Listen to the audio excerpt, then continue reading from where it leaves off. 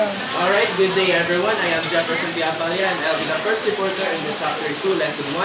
And our title will talk about curriculum design and development models. And yes, I am the first reporter in this topic. And before I start, I will ask you first what is curriculum, or let's just say, what is crafting a curriculum? Anyone who can give their own perspective? Alright, since then, I'll be the one who will give my own perspective. So, crafting a curriculum is all about, it's like writing a plan, or like writing a lesson plan. And it is like making something with the different components, and then all teachers should know and understand, and there still the teacher should know how to craft one. So this lesson will present the different design models of curriculum. So this lesson will guide you to discover that curricula are organized in different many ways. So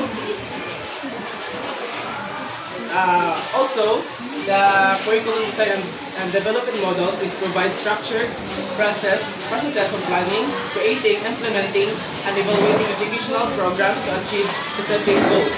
Early models like Ralph Taylor's in 1949 introduced systematic stages such as defining objectives, selecting learning experiences, organizing content, and evaluating outcomes. Later models such as Hilda Tabas focus on bottom-up approaches and the development of thinking skills, while others like Wheeler's cyclical model emphasize interdependency between stages. So let's have subject-centered design model.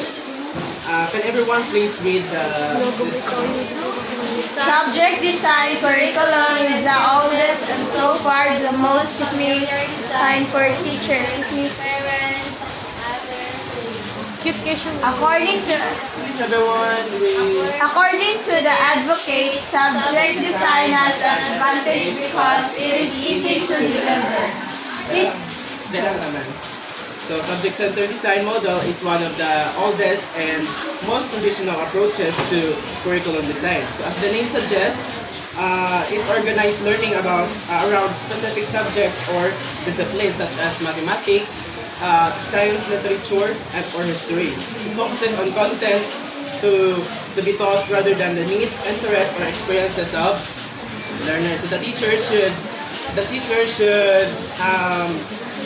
be specific in teaching, like they focuses on one subject only. So the learners should not need some other another sanga-sanga lang bitaw nga mga istorya sa teachers, like they only focus on what the subject content. So the real definition of subject-centered design model is it is a curricular model where the subject matter serves as the core of learning experiences. Knowledge is broken down into organized units and topic, and instruction usually follows a logical sequence from simple to complex. So we have the characteristics of subject-centered design model. First is focus on content as what I said earlier. Focus on content focus on content. Emphasis is placed on mastery of subject matter. Next, discipline-oriented. Each subject is taught separately, often compartmentalized. Teacher-centered. Teachers are viewed as experts who transmit knowledge to students. Structured and sequential. Content is arranged logically, often from foundational to advanced. Next is assessment. Usually measures recall, understanding, and application of subject content.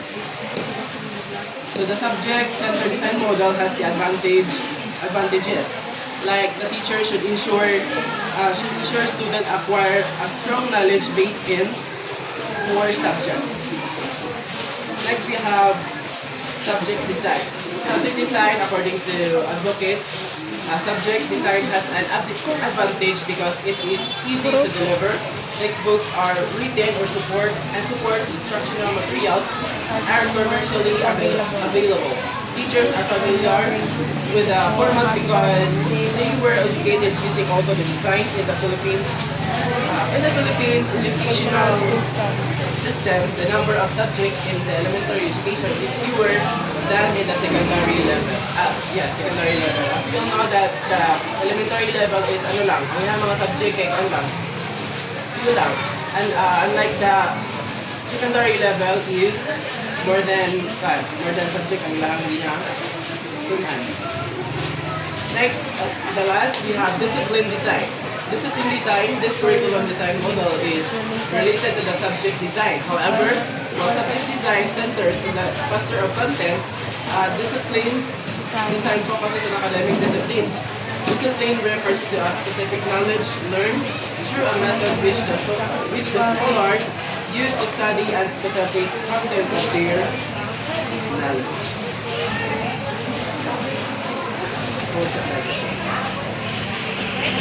The discipline design is a type of subject-centered curriculum design where knowledge is organized according to academic disciplines like biology, physics, chemistry, history, economics, literature, and etc.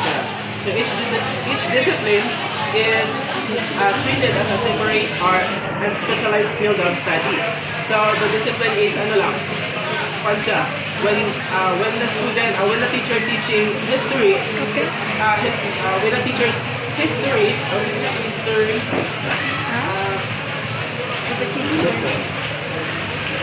when biology is, he's studying biology. When ang teacher mag-study of historian. Historians, check. So we have the key features of discipline design. We have specialization of knowledge, which is each discipline is independent and has its own content, methods, and structure. So the student should also have a deep the teacher should have a deep understanding, like they need to recognize first, to initiate first what is the subjects that they need to teach the student. So also the teachers should be logical, should have a logical structure. Content is arranged systematically based on the internal logic of discipline. Also, the discipline design has advantages. Teachers provide in-depth knowledge in specific fields, encourages students to think like specialists, think like a historian, or think like a scientist. Also build a strong academic foundation for higher education and so on. So that's all my part of this report. Thank you so much for listening.